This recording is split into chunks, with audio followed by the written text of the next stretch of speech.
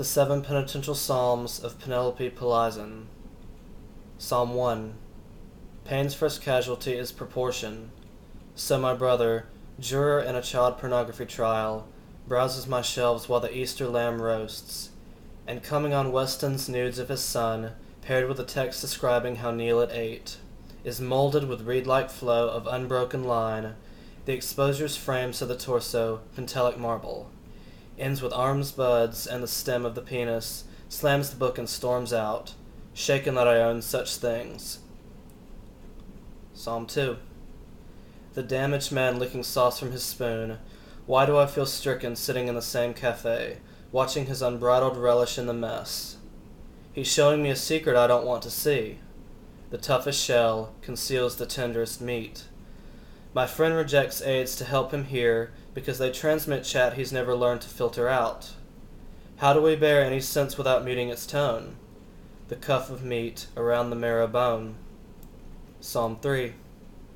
The clergy who rejected Caravaggio's Death of the Virgin for showing the bare soles of Mary's feet could hardly conceive the Holy Mother straining like a ewe in labor with the Lamb of God.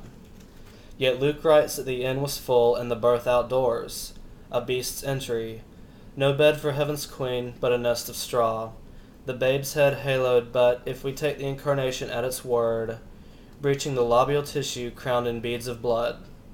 The first mystery is spirit housed in meat, and the miracle that you love the brutal creature eating from your breast. Psalm 4. Nice day, she remarks of the glacier-sharp noon beyond the window, a nice day under glass. Backhoeing a new well, her sons unearth the Venetian white heart, the beads for beaver currency, once swapped here by the river, 6 glass nubs per finished pelt. Resembling a drop of arterial blood, is crossed 3 centuries and countless palms to the snub of cotton in the vitrine by their TV. He lets me hold it, and the red seed plunges me into a vitreous humor where we're all flecks floating in the eye of God. Then drafts whistle through their windows glazing, like glass, my face both brittle and liquid, ever shattered or shifting shape. Psalm 5. The devil, weeping for help, is plaintive. He calls us by name and it's unclear what we should do. I say should, because if there really is a devil, gulping in fevered sobs under the bed, mustn't there be a God who shut him in our house? Are we to show pity for the pitiless? Prove his nature to bite won't stifle our nature, to comfort his wounds? Or is giving the whimpering little fiend a blanket and cup of milk a sin? Which hell do we want to burn in if we're wrong? Psalm 6. There was a horse farm, long white paddocks beside the railroad. Can you see where this is going?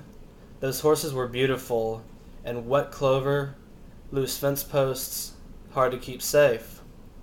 The day 2 mares and a gelding stopped an express, no humans hurt, train delayed while the track was cleared.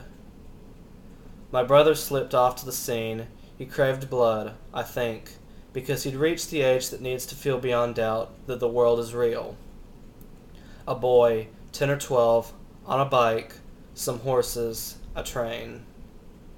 From the blue it comes back, and when I recall his crazy bravado, describing what remained of the giants that once lipped apples from our palms, I'm surprised at my rage.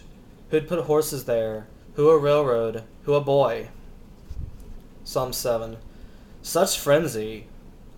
All this fluster, no stillness at the root. Always weeping, raging, driving backhoes, and giving birth. You love illuminated books because they're crammed, like your little verse, with busyness. You want the world's shards on velvet, so you've built a reliquary out of words. Ach, peddler, you're no better than the friar, hawking pig knuckles at the bones of a saint. You want a form that will hold the river's water, so it glitters, miraculous as tears? First, smash the vial. First, swallow the shards. The 7 penitential psalms to me express emotions, struggles, suffering, weakness, and sin of the human person. The 7 penitential psalms of the church year, called to order by Pope Innocent III for Lent, seem to work in correspondence with Penelope Peliason's interpretation. I enjoy this poem for its terminology and revealing the true meaning behind it.